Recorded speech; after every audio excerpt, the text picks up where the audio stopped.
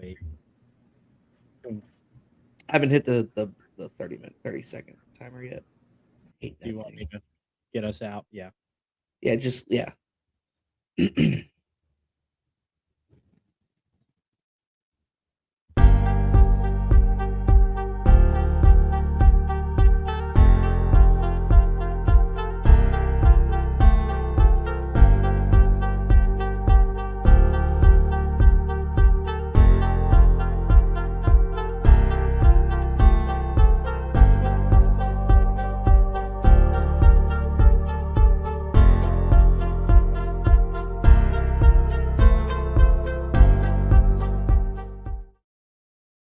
Welcome back to week 1 of college football season. We've made it to the real week.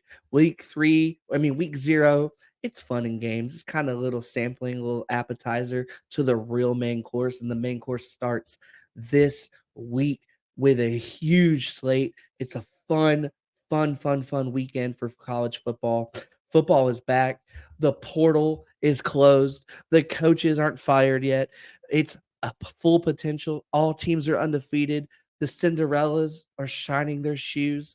We are back, and we are back on the back porch for another conversation of college football preview and predictions. We are here and we are fired up. I got my boys. I got my boy Scott here, aka Scotty Wins, Scott Duty, Scott Ohio, Scott, all the names I can just come up with, man. But we got Scott back here for another conversation, and we got Wah Ryan, not to be confused with Waffle House Ryan, because he hates Waffle House. It's a debate on the back porch that will never end. Hopefully one day he will enjoy it when we get to eat more of Waffle House. Next time maybe we'll record the whole thing and get his reactions of the Super Slam or the getting his hash browns smothered, covered, and another chunked and all the good stuff. Boys, how are we feeling? We had week 0. It was just a taste of it.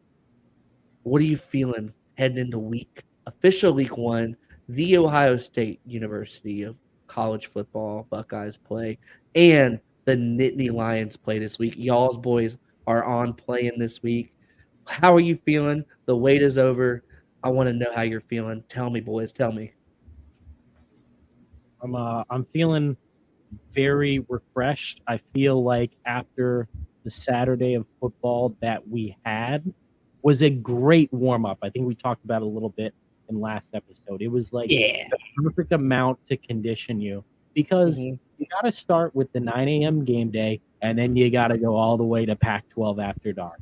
But Absolutely. with the 2:30 first game start, it kind of Mhm. gave you a nice little bridge to where you can go 2:30 to 1 a.m. with Yeah. the Build up your stamina. yeah, like Yeah. season for everyone. So we're ready to lock in coming Thursday night. Oh yeah, Thursday night, starting it off hot with our Utah revenge game against the Gators in Utah. We'll be talking about that obviously later on. Ryan, tell how the Nittany Lions feeling, buddy? Week 1, are the nerves there? I mean, Nerves are definitely there.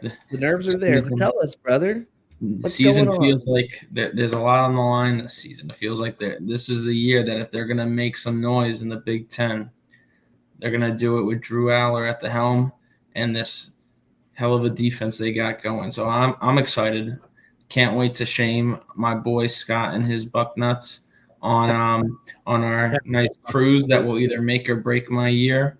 Make Um, your So I'm either going to I be love it. super ecstatic in a couple weeks, or I'm going to be crying, getting ready to jump off a cruise ship. I freaking love it, man. I'm gonna do Freaking that for love it. league purposes. That was a joke.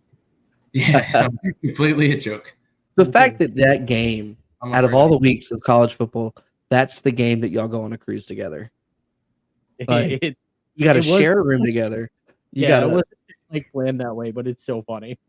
you gotta watch this thing together at the same sports bar with other people around you, which I'm pretty sure they're gonna figure out real quick that you guys are friends and you're playing each other.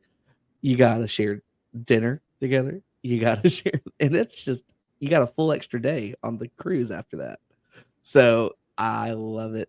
It's gonna test the might and will and the grit and the iron of the back porch on how they come back from the cruise. I can't wait to get the updates on this one. Oh man, but that's going to be good. But welcome back football. We have such a mountain to climb this year, and I'm so ready for this journey. Yeah, the off season was, we had Coach Prime and his hype during the spring game.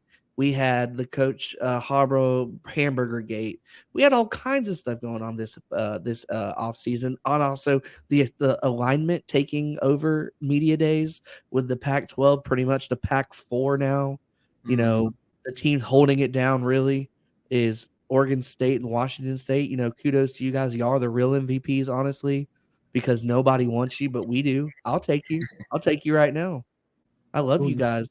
And on top of that, Washington State has a dude at the college game day every weekend. Yeah, that is indeed electric. But we're missing one of the most important topics that we have to get credit for. Michigan's self-imposing suspension of Jim Harbaugh. I do like that. Clap it up for Jim Harbaugh. Clap it up for them. Clap it up. Snap it up for the Michigan self-imposing gonna miss 3 games. I do really. They are really, really, really, really, really disciplined at Michigan. I do like that. Taking it, NCAA will handle it from here. We will punish this man, and he will not be eating any hamburgers anytime soon, obviously. But I think it's a playbook out of the Tennessee playbook. We'll self-impose. Don't worry about it. He learned from the best because it worked so well there. I think we're going to see a lot of self-imposing coming up the next couple of years, especially with the early nil stuff. There was probably some shady stuff going on, people on the fence about rules and stuff like that. So it's going to come to light. So a lot of self-imposing coming up. The fact that these 2 juggernauts, these major brands, are like, what, NCAA, we'll do it ourselves. Self-imposition. Shame on us. We get it. We'll punish ourselves. Blah blah blah. I do like that. So round of applause to them. If we're doing our grilling and chilling statement, they were grilling, but now they're chilling. So good for Michigan. We love you guys. Hopefully, y'all can recover from this. This is a huge Carolina, UNLV, and Bowling Green, and all of those games are in the Big House.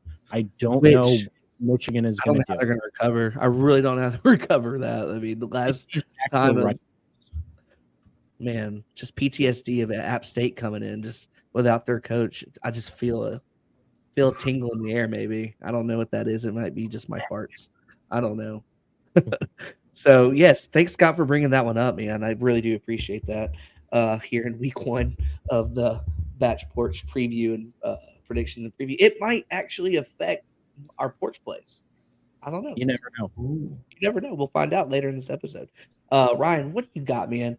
What's going on in your head? You're always quiet. You're like sneaky quiet. Like, hey, Ryan. I'm just excited. Give us some energy. You're excited. There's some big marquee matchups this week. There are. What's one thing that you missed, Ryan? I know last week we talked about the signs. What's another thing that you missed in the official week of college football, week 1? Oof. Yeah. That's a tough one. I missed the big Sunday and Saturday night marquee games that really kind of what the whole sport is about, having those big matchups and what, even though it's considered an amateur sport, it's really what makes, in my opinion, college football the second best sport in the U.S. is when you get these matchups. And we get to kick it off right with 2 top 10 teams playing, duking it out in a good old state of Florida with LSU and Florida State. That would be a pretty dynamic one. We'll talk a little bit more about that later, but that's got my head turned big time for that matchup.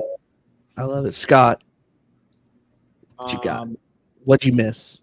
I don't want to come off as a sarcastic asshole, but I miss Dabo Sweeney running down the hill, like in front of his, getting the crowd fired up. Classic college football miss.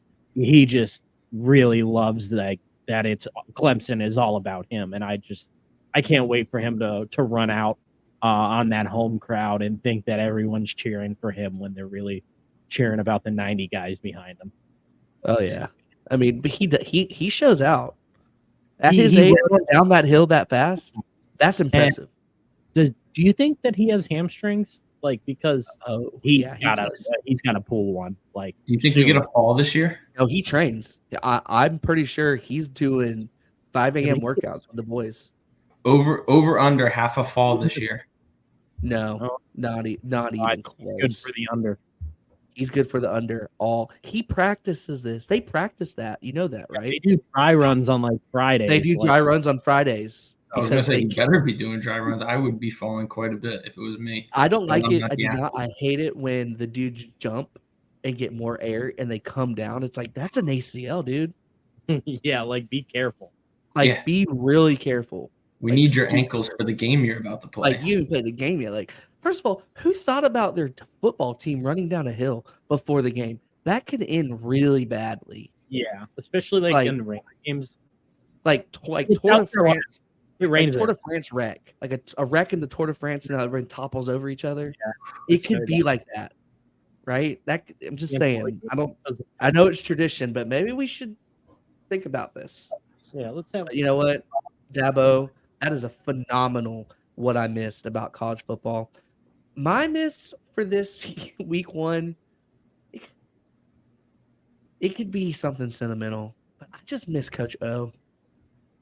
I miss him so much. I watched a clip in the first segment, like making us. I might cry because I watched a video of Coach O at like a coaching conference, and he was telling a story about how he got fired from LSU. It was so good. Did you see it too?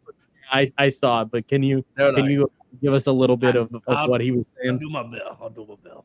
So they brought me in the meeting, and they said, Coach, Coach, you could get fired, or you could take the $17 million. I said, well, how do I get out of here? And I took my body and I said, bye. That's my Coach O. It's gonna get better, guy. Coach O might give you some picks this year, might be some takes. I don't know. But Coach O, $17 million. $17 million to say goodbye. Yes, how fast can I get out that door? Yeah, I mean, how quickly can I get out there? Yeah, exactly. So kudos to Coach O. He's got a brand new wife. Like he's on top of the world. He might be a coach soon. Who knows? So there's guys on the hot seat this year, and we're going to talk about it. So, guys, let's move into our next what we missed. There's so many things to talk about. We can talk about transfer portals. We can talk about teams being stacked. We can talk about coaches on the hot seat. We can get into that, and we will. But I want to talk about the AP poll. The AP top 25 dropped, and we're going to tell you who's overrated and underrated. And I think I'm going to start off first, if y'all don't mind, if that's okay. Let's do it. Are you on one team overrated and one team underrated? Whatever you decide. 1, 2, 3, 4, 5, 6. The AP. First of all, the AP poll doesn't mean anything until week 4, but I can see how they made their AP poll. Our poll is honestly the best poll out there. If you follow on Instagram, Twitter, all the spaces or whatever that you can find us. Our poll is used by the old BCS 1998 algorithm to put our top 25 together. It has not steered us wrong, and we're going to continue using that this year on our old MacBook Pro. But that's how our poll is set up. But no, my number one team that made it that should not be on there is Oklahoma. Not just at number 25 or 23 or 24, just barely made. They put them at 18.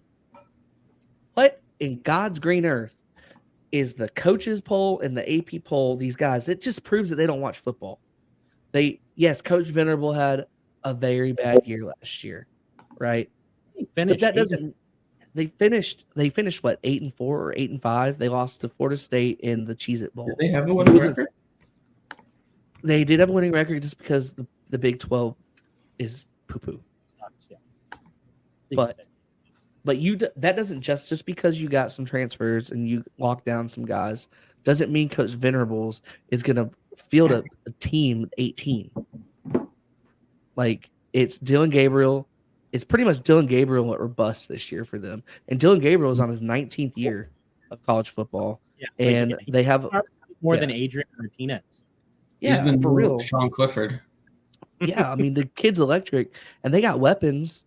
But I'm sitting there going, all right, well, what about their defense? They had terrible defense last year. I know they're bringing in a better defense, and Venerable is a defensive guy, but they have for me, they have no reason to be in the top 18, top 20, and they're in at 18. So that's my overrated of the top. I have another one, but I want to let y'all go. Um, I don't know. I think it's just too much boomer love. People love the Sooners. Like you're Baker Mayfield guy, Scott. You know that. Like when the Sooners are good, they will literally put them in the top 10. They'll sniff the top 10 just because they're a brand and people like to watch them. Mm-hmm. So my favorite Boomer Sooner moment in the last couple of years is when the wagon fell. That was hilarious. So we'll see. We'll see about Venerables this year, but I want whatever. Scott, if you want to go with your top 25 overrated, please go with it. Yeah, I'll go in the top 25 for my overrated team. I'm gonna go with TCU at 17.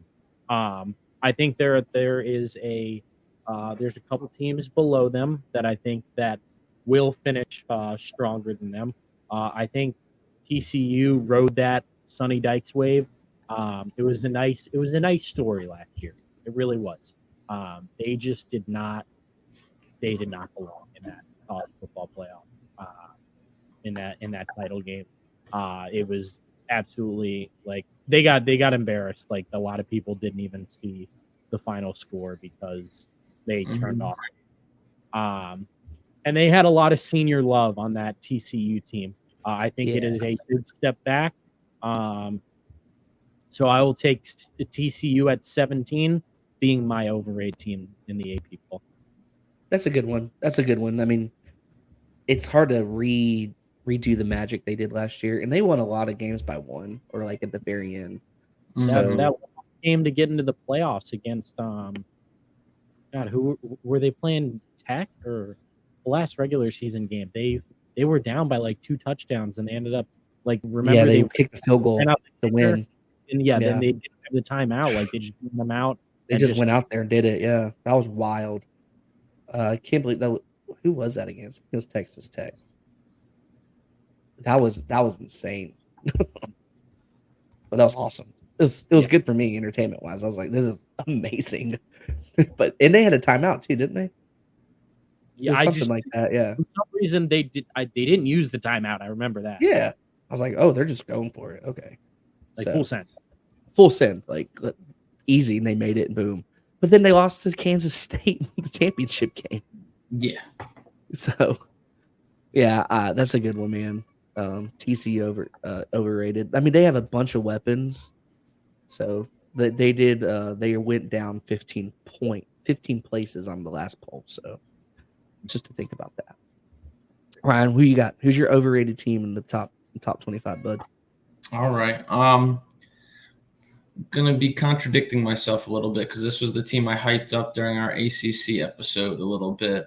But I'm gonna say the North Carolina Tar Heels, and a lot of that is due to not only the hype surrounding their QB in Drake May. A lot of people have him right up there with Caleb Williams in terms of draft prospects. So I think the hype is kind of pushing this team up solely on his draft eligibility. But not only that, their star wide receiver from the transfer portal, who they were really hoping was going to come in and take that Josh Downs role, in Walker, was ruled ineligible for this season. He will not be eligible to play for 2023. So that was supposed to be the go-to weapon for Drake May. So a team that's already very poor on the defensive side of the ball, taking whatever offensive capabilities they have and kind of already hindering them there is going to be a big challenge for this team to overcome. And I can see them falling early and often. Good take. Good take on that one. Yeah, great take. Another overrated team is, to me, they jumped 11 places or 14 places is Texas. Mm-hmm. Right? They're still Texas. They can say they're back all they want until they have the big game and they win it. They're not back. And I don't know. They're not. It's year 3 of the Sark. He's coming in hot this year. They have every piece you can think of when it comes to a team that's poised for a playoff run. Quarterback, line, defense, all the above. Mm-hmm. Easy schedule. Yeah.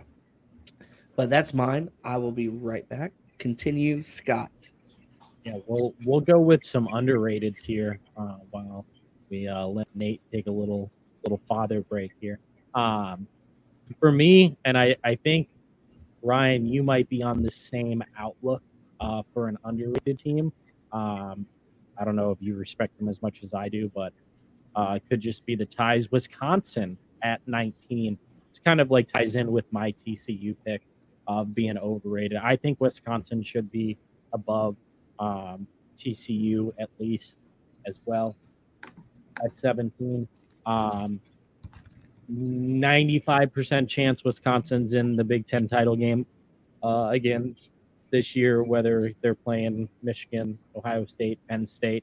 So they will have the chance to win the Big Ten and prove that they belong with those 3 teams. But I think that they are way better off in a state than what TCU is. So they're my team that is overrated. I like that. So my pick for underrated, and I'm gonna throw some love to our buddy Isaac, and I'm gonna pick the A&M Aggies. A little bit of a disappointing season last year, crowded with injuries. However, that record-setting recruiting class is now in year 2, and they were able to retain a lot of those 5-star guys who are now going into, some of them, their first full off season with the team. They got the first full winter workout in. You have your new 5-star quarterback under the helm for a first full off season. I think this is the year they can make some strides, and they've got the talent to kind of keep up with some of the teams in the SEC. Finally, it's going to come down to, can the coaches get these guys ready? And I think A&M could surprise some teams this year, and I don't think they're quite ready to contend for the SEC, but I think anywhere from, I could see them pushing for a top 10 spot if the cards start falling their way. I love that. I am also big on them this year to make that jump. Nate is stepping away for a little bit of time, so we will come back to him for his underrated team. I'm sure that he's got a great take on his squad, but we're gonna hold down the fort for him. Yeah, we're gonna go with our porch plays here. Moving on to the porch plays. So last week we did 1 pick, 1 lock, and 1 over. With a full slate of the season going now, we up that to 5 total picks. So we have 3 picks, we have an over, and we have an absolute banger of a lock. We will be having our lock picks by record and our overall picks as well on the graphics. So make sure that you're following on Instagram. We don't have to spend too much on deep diving onto previewing these games, but we will give you the picks. Ryan, your 3 game picks. All right. Just going to quickly run through it. First one I have is Utah State versus Oregon versus Iowa. I have Utah State to cover. Even though Iowa's quite the defensive team, I like that Utah State's bringing back a QB. Iowa's got a new quarterback coming in to learn a new system, and they are not much of a scoring team to begin with. So I think it will be a low-scoring game that Iowa kind of works out the kinks and gets the win in. So that's my first one, Utah State to cover that 26-point spread. Ooh, 26. A lot of points in week 1. Mm-hmm. And next one, kind of a dart, but this is also my Big Ten bias eking through a little bit. It's going to be the Rutgers Northwestern game. I'm going to say under 40.5 points. Neither of those teams quite impressed me at all last year, and I don't think they added a whole lot to make a huge difference. So I think a lot of they're gonna struggle early and often, especially against each other. So I do think the under on even a very low under as it is, I still think they hit the under of 40.5. Yeah, that is a beautiful Big Ten under, because all the other spreads and over unders are in the high 40s, 50s, and those Pac-12 after dark games end up in the 60s and 70s. So that is like a beautiful Big Ten under. I love when you get the Illinois Indiana like 37 and a half. That is just like and it's such a the under is going to always hit there, but it is just beautiful to see that and like just over. When in doubt, Big Ten under, baby. Yep. And then my third pick is going to be for that primetime LSU Florida State matchup that we talked about. It's in Orlando, battle of the Heisman contenders for Travis versus Daniels, as well as a couple more key defensive players. Arguably the best returning defensive player in verse the edge for Florida State coming back. I like him to make an impact early and often and help secure the win for the Seminoles. So I'm going to go money line Florida State for that one. They're 2.5-point underdogs, but I think they can eke out not only the cover but the win. So I'm going to pick them for the money line. Then my lock of the week. I know we dogged on them a little bit, but I'm going to have TCU cover their 20.5-point spread on Colorado. I think there's too much hype around a team that is replacing over half of its roster. I think they're going to struggle early to kind of find their identity, and a TCU team, even though they're replacing a lot of talent, kind of knows what got them to that national championship game. So they kind of have an idea of what works, and they're going to try and implement it right off the bat. Yep. And then to wrap it up, my over is going to be the North Carolina versus South Carolina battle of the Carolinas matchup, over 63.5. I think even without their star receiver, UNC is going to be able to put up some points with their Heisman contender, Drake May. I also think they're going to struggle mightily to stop teams from scoring, and that South Carolina offense looked really strong to end the year with Rattler kind of getting comfortable with that system. So I think over 63.5 for that one as my over of the week. Awesome. That's Ryan's 5 plays. You'll see them in graphic form. Once again, disclaimer, Ryan would like you to fade his picks. However, I think he made good picks. So don't fade Ryan, respectfully. Don't fade him. And I will I actually have some similar games in my picks as well.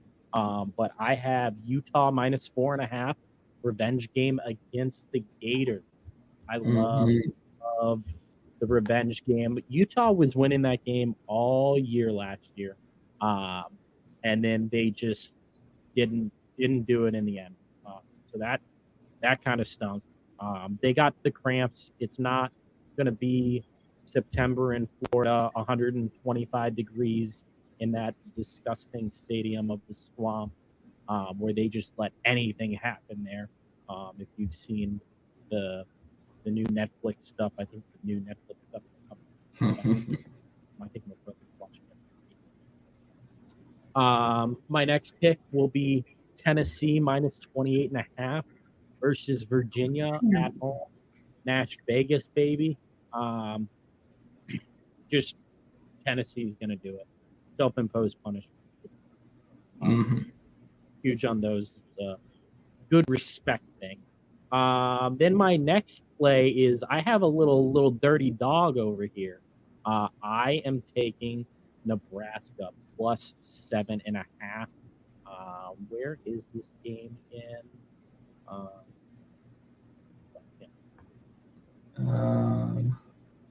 Let's see.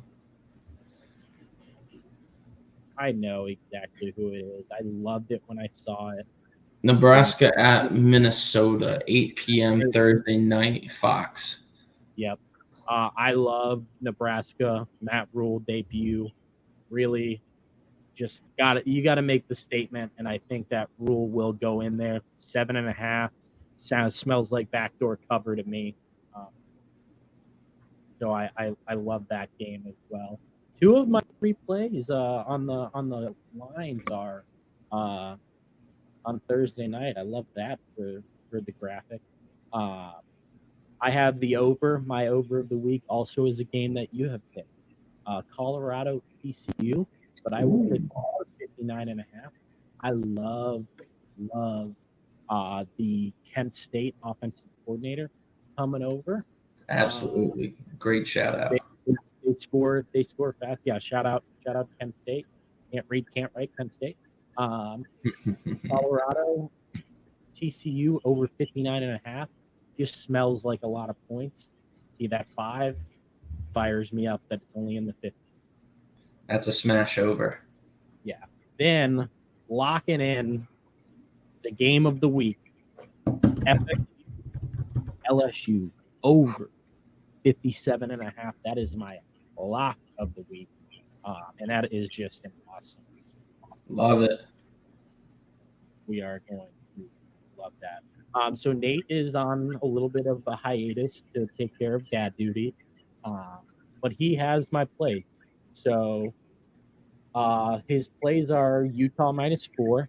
He does like FSU plus the points. So he's on board with the back porch with FSU in that game. I like them to score a lot of points. So Absolutely. he does like Tennessee minus the 28.5 as well. Just a great play. That's a homer pick by him, not a homer pick by me. We'll say hand up. I'll admit it. I'm a homer. I'll homer slash that. Yeah, but you didn't pick Penn State, so you don't have to give the homer hand up just yet. Nate's over of the week is Carolina, the Carolina game. Just love it. Smash Carolina, over. smash in the over, and then his lock of the week is the Tennessee minus 28.5. That's the homer comes in there. So that's gonna be awesome. The slate of the games is like, make sure you guys pace yourself. Make sure that you are drinking plenty of water, mixing a water with all the beers. It's a long day. Game day starting at 9 a.m. Eastern time, and then our last kickoff. Listen to this: 10:30. Can I interest you in Coastal Carolina at UCLA? Can I give you the Arizona Bowl, Northern Arizona at Arizona at 10 p.m. Pac-12 after dark? You can get a ticket for $5 if you're in Arizona for that. Love that. Is there any other big games that we missed on covering? We briefly touched on them a little bit, but Clemson's got the finale for the week 1 to wrap us all up at Duke. A little early ACC action. Yep, that's a good one. We'll get to see if what we saw from their QB Klubnik is legit or not. He kind of looked frazzled in the bowl game. Let's see if a full offseason kind of helps them regroup and see that Clemson of old. Mm-hmm. I do like the Penn State game for you. Nice 7:30 kickoff at home against West Virginia. So that would be fun. That sucks that you have to wait all day though to watch the game week 1. That's like NFL season when you're so stoked and then your team plays Monday night to open up the first week. It's just so sad. I don't know what's worse, Monday night week 1 or Sunday night, because Sunday night you get all the other games like going and you're like, oh, we have to wait till all these other games are done to like see us, or is it like we have to wait a whole nother day to watch it? Who do we think is on week 1 Monday Night Football this year? Oh, I know it's Buffalo and the Jets. Oh, that's such a gross game. I would like both of the teams to lose, but nothing like a game with significant fantasy options in it to stress me out going into the first week of the year. Mm-hmm. Yeah, week 1 is going to be awesome for NFL next week, and we'll have that recording up soon. I'll have to get that one before I travel to Week 1 in the dog pound, baby. Oh, Gonna be sick. Ryan, I think that wraps up week 1 college football. Can't wait for a week 2 recording. We're just gonna be pumping out this content. So make sure that you are subscribed on YouTube, on Facebook, on Instagram, Back Porch OC. We are fired up for the season. Follow along for our records with the NFL as well. We're going to be doing a little Back Porch pick'em pool for fun and bragging rights again, not for money. Keep your money to FanDuel and other places that you can legally bet on a book because Florida is still not figuring it out yet. hurts But my heart. we will have some plays in. There is futures in for the college football season. We will be revealing those on some Instagram graphics. So stay tuned for the nuclear missile that I have thrown at the Heisman Trophy winner. So little tease for that coming soon. Lots of great content coming around this season, guys. So make sure you stay tuned, like, subscribe, all that good stuff. If you enjoy it, we're the Back Porch Boys. If you don't enjoy it, well, suck it up. We'll find something for you to like. So stick around. A lot of great content coming. Go Buckeyes. We are. We are, baby. We can get behind that one. All right. See you guys later. Have a good night. Peace out.